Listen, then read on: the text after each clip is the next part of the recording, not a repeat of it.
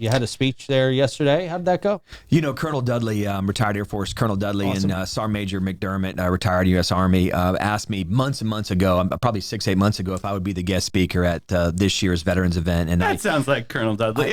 He's amazing, by the way. But I got a meeting with him in 22 minutes. I was hesitant about it because I'm not deserving enough to stand in front of that crowd and speak in my own mind, because there's so many people that have a bigger story than I do. Anyway, so I don't get nervous. I speak, as you know, I speak all the time. Yeah. And as the event got closer and closer, I was just getting nervous speaking in front of a bunch of veterans again that I believe that could take that podium and preach much better than I can about their experience and their decision making in life on the battlefield. But anyway, so as we actually built up to it, of course, my wife is my biggest fan. Kendall's like, "You got this. Just be yourself, like normal."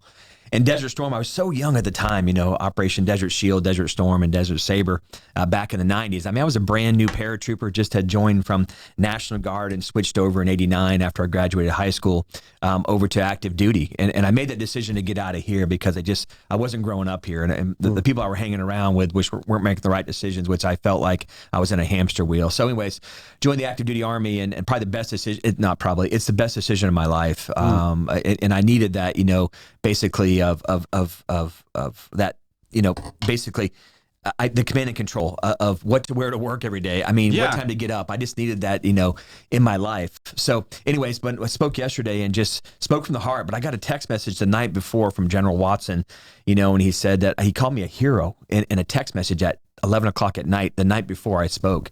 And he said, you're still holding your oath to the office, which I thought was kind of powerful. So anyways, yesterday I get up there and Ken and I were running right behind because the Bridge of Lions had, must have been 15 boats. I'm exaggerating, 15 boats going through. Oh, typical. I know, yeah. One canoe. Yeah.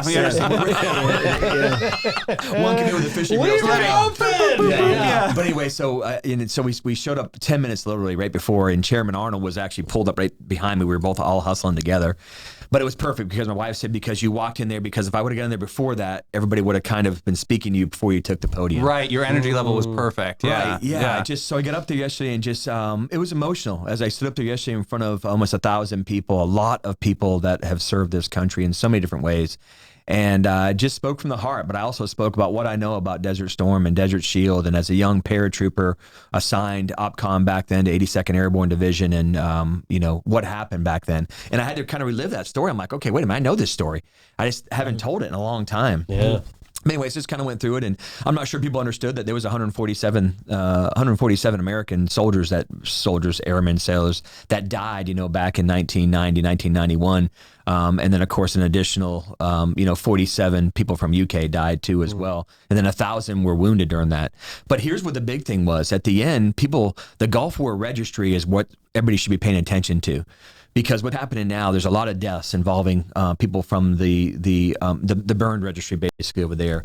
And people don't understand that, Saddam Hussein, lit his oil fields on fire and was burning them off. I remember the videos of that. Yeah, it's kind of crazy. Going into the air. Yeah. Well, I remember back as a young man, I was 19 years old, but I remember our skin was always like oily and our clothes were oily because it was coming back down. In vapor form.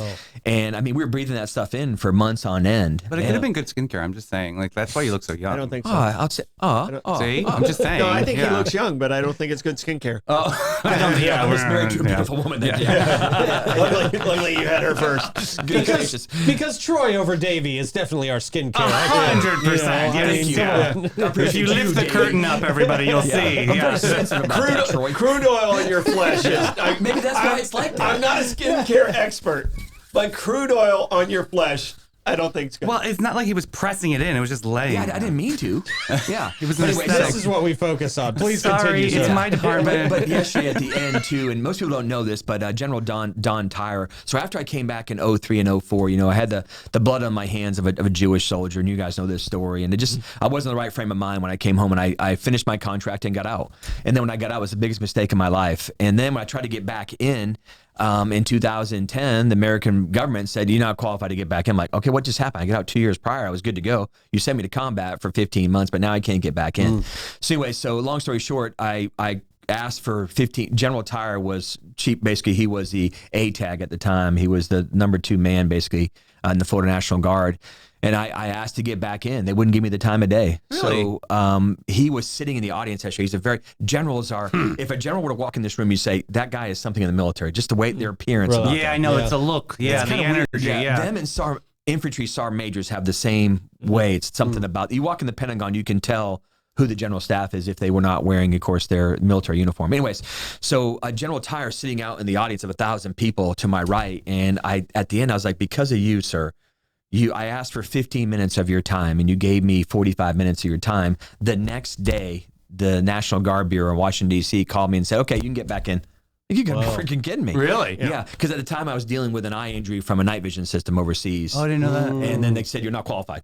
You're gonna love it, yeah. wow. But wait, I was qualified for 15 months, but you had me over there living like an animal. Yeah, right. Yeah. But anyway, so just it's a powerful group to speak in front of, and I was humbled to speak in front of them. Again, I'm just an infantry soldier, that served my country, and but I was yesterday in front of a powerful room of a bunch of veterans, and I started off with this, which I do a lot, and I stole this from Major General Bailey. The Vietnam vets were never thanked when they came back home. I mean, they were treated like second-class citizens in this country, with a country that most of them were voluntold to go, right? It's not like they were That was saying, my dad. right? Yeah. Yeah. So you get this. So I always start off these ceremonies, and yesterday was just powerful. I said, if you're a Vietnam veteran, please stand up. And I did tell them I took this from Major General Bailey in a speech he gave years ago in front of Kendall and I at a ceremony we were at. And I said, when I returned from my combat tours, I was given free tickets and parades and standing ovations. And we came out of airports with people in rows with signs saying, thank you for, defending our freedom. When you came home, this country turned your back. I mean, you were spit on and called names and stuff. And this country treated you like second-class citizens majority of your life. And today we owe you a standing ovation. And then the whole room stood up and thanked these approximately 15 Vietnam vets. And I could see, so that didn't start off good for me. That was a mistake. It was a rookie mistake. I physically were watching grown men wipe away tears in their eyes because they had never been thanked by their country. And they're in their 70s and 80s and 90s now, and now getting thanked. So that's how I started it off, and it was emotional. And that was brilliant. Yeah, it was awesome. So powerful day, and truly I appreciate the opportunity to speak. Probably one of the most powerful speeches I've ever given in my life. And my wife just said, you were just spot on yesterday, and so did my staff too as well. So great day. Yeah, great you day. got Kindle approval, you must have done okay. That's right. Yeah. You must have done okay. Yeah, But like you said, it was your energy level, though, too. I think that was important that you pulled up and you walked right into You're it right. as opposed to doing a meet and greet before. That's something that should be said. It just worked out. You're right.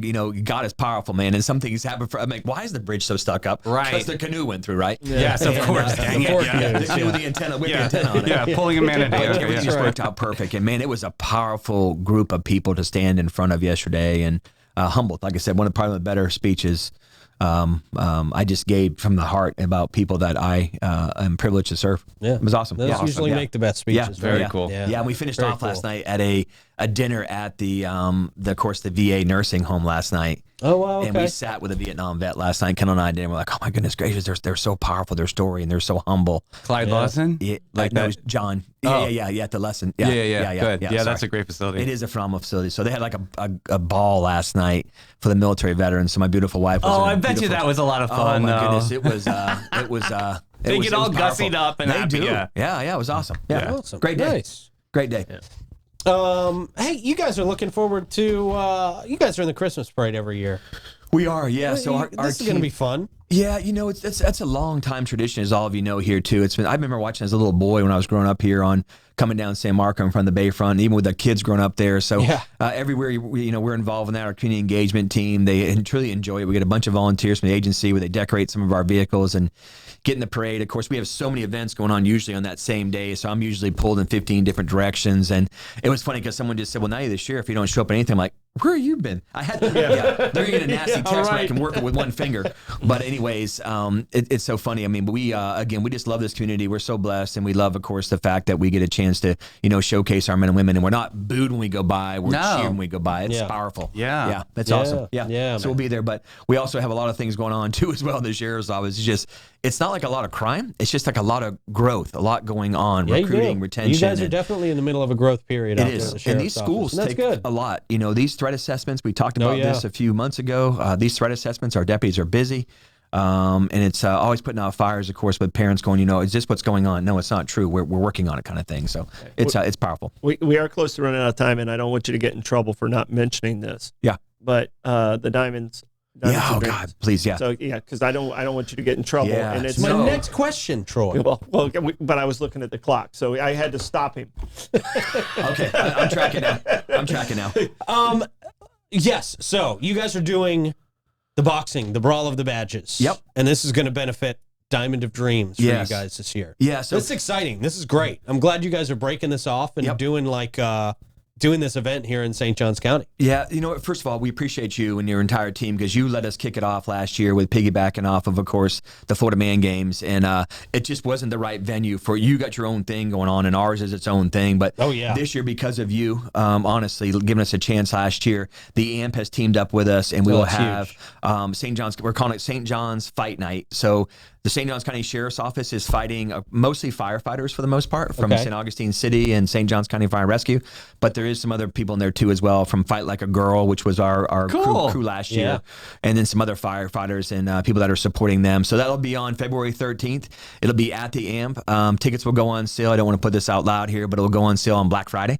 Oh, nice. So it's $10 tickets. The AMP has been so gracious. All that money is going to go right back into the event, but also towards my wife's vision of, and Troy knows this very, very well, but right now there's a thing called Field of Dreams in St. Johns County.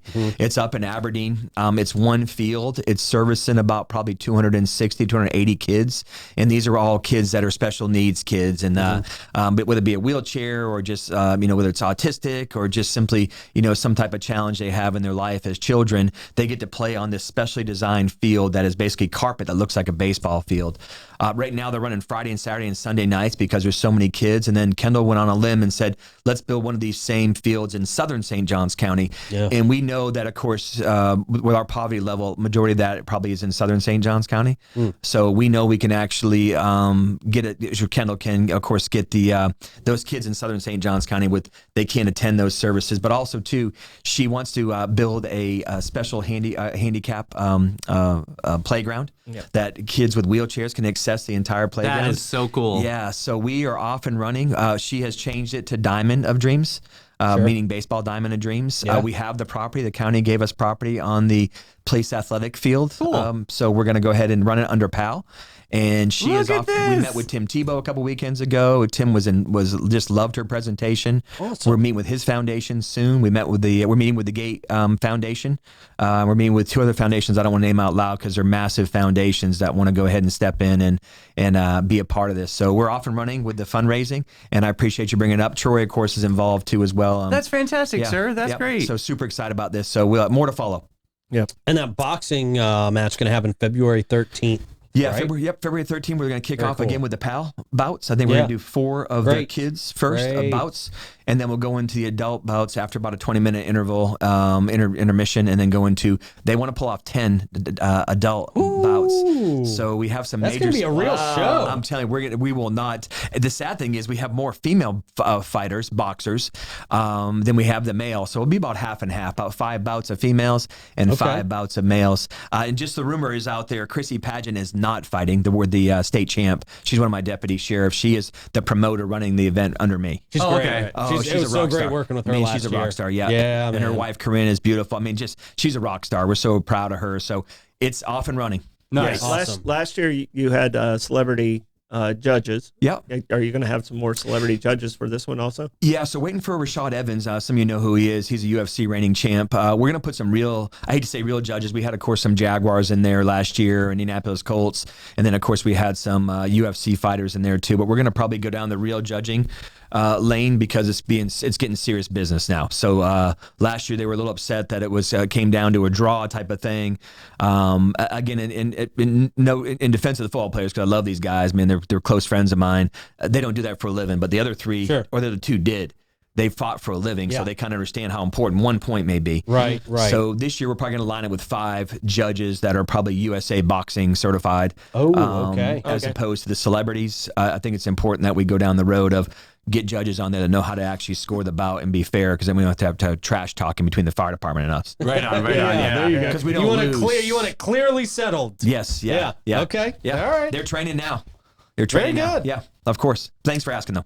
Well, Sheriff, thank you for coming in today. We really appreciate you. y'all Always too as well. appreciate your time, Yes, sir. yeah. Let's just to clarify. Someone just said I'm on 904 now. You're running for Congress? No, you didn't listen. Yes. I love this. Is one of my kids from football. You're an idiot. I'm going to call you in a minute. We wanted to clear this up. It got worse. You're at Wake Forest. You know it. You got a good education. Come on, Wake. Yes, I am not. I am staying as your sheriff as long as you keep me here. And we are very glad to hear that. Have a great day, everybody. Davey's running for Congress. Yeah, That's right. Hey, Davey for Congress. Hey, why not? Yeah, not bad, not bad. I'll help you fund it.